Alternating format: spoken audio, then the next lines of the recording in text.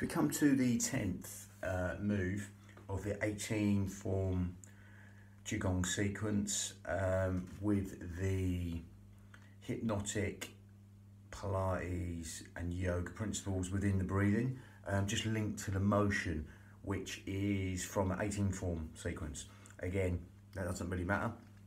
So again, this would be like the 10th one, which is cloud hands. There's in a lot of different forms, or waving hands in clouds, I've heard it called. But again, doesn't really matter. Theme, or the cloud hands, that's the general theme of this move. I've seen it done sort of mechanically and flowing. I'm going the more flowing way with it. With this, we're linking it on to the next. So this is like 10 moves of the 18 form, and we've got the 8 brocades right at the beginning. So again, it's going to end up about 36 moves all put together. Doesn't really matter, you can do this singly or in order as I'm doing them. So we're going to start with the breathing.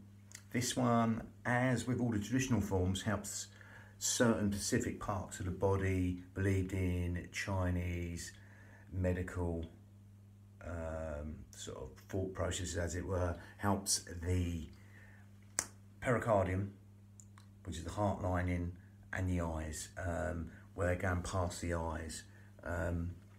Again, that doesn't really matter. We're going to go more down the basis of the breathing. So we go with the breathing now. So as you zip up pelvic floor and scoop out your abdominals and take your navel toward the spine right now, we're going to breathe in through the nose and out through the nose. Okay, now as you do that, you will feel that breath go in low and deep into these lower lobes of lungs, intercostals, the ribs, anywhere but the stomach.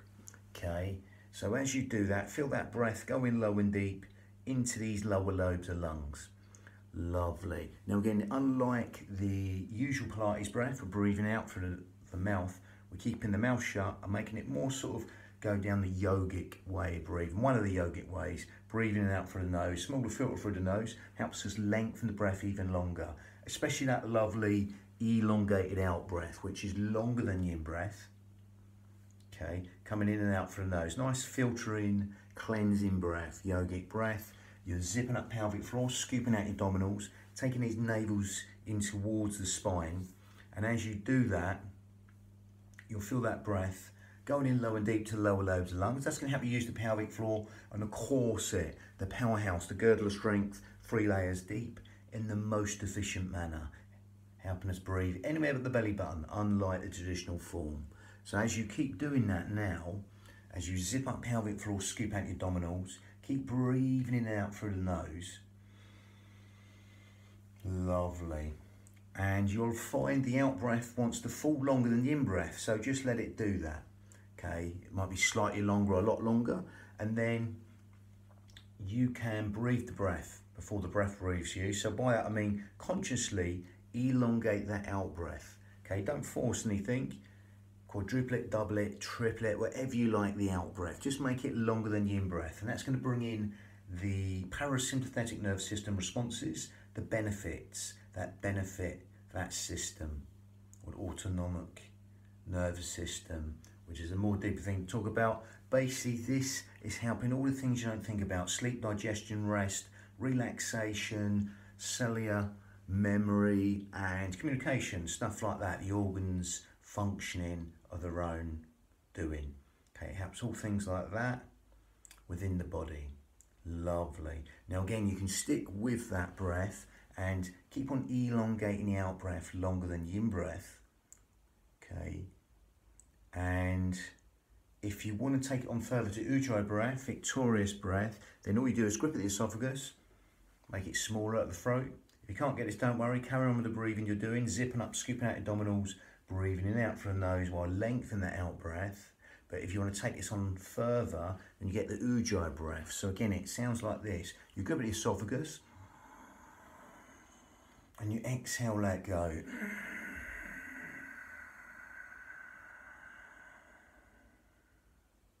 And as you do that, it's nearly sort of like Darth Vader breath in a way. It's silky whistling, called seashore breath, victorious breath in Sanskrit. So you keep on doing that, that'll give your mind something to focus on within the form. And that naturally is a sort of natural breath that helps you concentrate. Sometimes you see someone, they're trying to focus someone, they make a sigh, threading a needle, a fine motor move, something like that.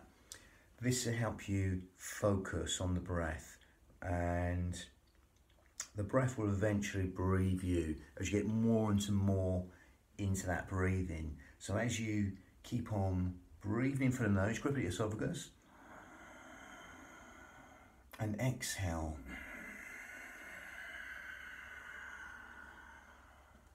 That soft, silky, whistling, Ujjayi breath, that raspy sound from the back of the throat. As you do that, will stimulate the thyroid gland, which helps with weight control, etc. Help us build the heat in the body, help us fan the fire, burn all the toxins of the body. Okay, lovely. So again, that will also help us lengthen the breath, the whole breath, but especially the out breath, even longer. If you can't get that, don't worry. Stick to the first breathing, zipping up pelvic floor, scooping out abdominals still, and breathing out through the nose. If you get that Ujjayi breath, great. If you can't, don't worry. So we're going to link that to the motion, and we're just going to do an elongated out breath. Okay, again, there's a lot of moves in this one. I'm going to show the hand bit and I'll go back and demonstrate the legs. But as with all Qigong ones, you only go in as deep as you like. If you do go deep, I personally won't go deeper than knees and arm and toes. You can go tailbone deep still, but only as low to keep your knees and arm and toes or less, or just stand up higher. Okay, joints are soft as you're standing up higher. We're going to go for the motion. So keep your shoulders down, because the shoulders will want to come up in this one. In 90% of us, these upper traps are overactive. Okay, and they just want to take over. So just allow the shoulders to melt down in towards the body. Okay, you're going to turn off this skewer. You're going to breathe in with your Ujjayi breath, or just breathe in for the nose as you zip up pelvic floor and scoop out your abdominals. Now, and we're going to exhale. Now again, for as long as you like, and just keep on exhaling when you like. So again, this motion, we're just going to turn. Top hand comes down, palm facing the floor, bottom hand facing the ceiling, the palm facing the ceiling. Then you're going to turn to here. Same's going to happen here. Okay, you're going to come in here so you can see this. So we're just going to turn. The silhouette will come past the eye line. Keep the shoulders down because they will want to come in. Again, clockwise and anti-clockwise they pass as we go again to the other side. And with this, as we're doing it, just going to demonstrate, we breathe in whenever we like. And exhale.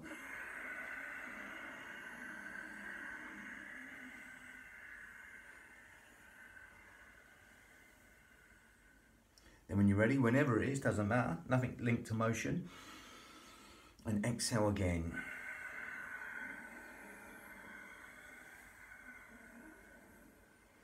And go again. So I'm going to go back and demonstrate with the feet involved. Feet can be sort of hip width apart or slightly wider if you go deeper. Horse riding stance, slightly out of V with the feet, but not sort of Charlie Chaplin. So again, not here, slightly out. And horse riding stance, you're going to just come here. You're going to breathe in.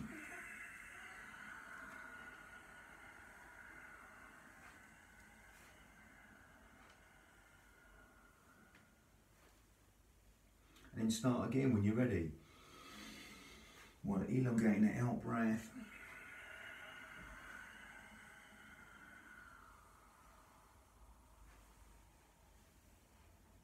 If you go deeper, go deeper.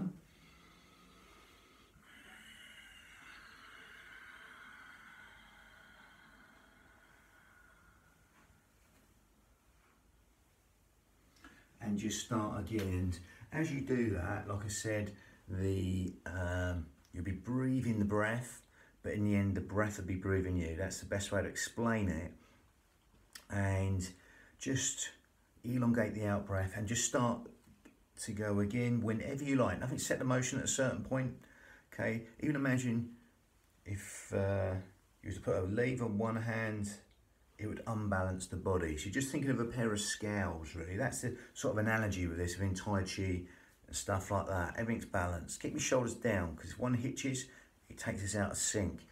And like I say, 90% of us are overactive in these upper traps, so we're going to take over. Even think of a trickle of water just running down the back and dispersing.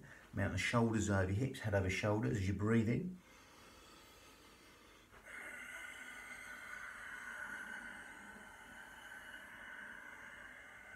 and just simply start again. Nothing set the motion, nothing calibrated and synchronized, and allow that simplicity to relax the mind as you keep on elongating the out breath longer than the in breath.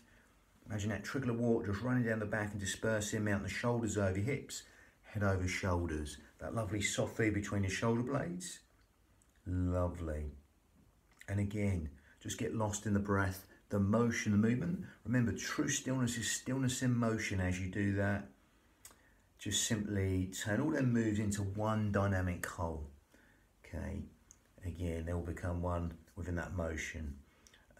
So that was number 10 of this sequence. Lovely. Number 11 coming up. But again, that was number 10, but which is, we've had 8 brocades and then we added another 18 on the end. So of all of it, that's 18 out of this 26. Okay, lovely. Bang.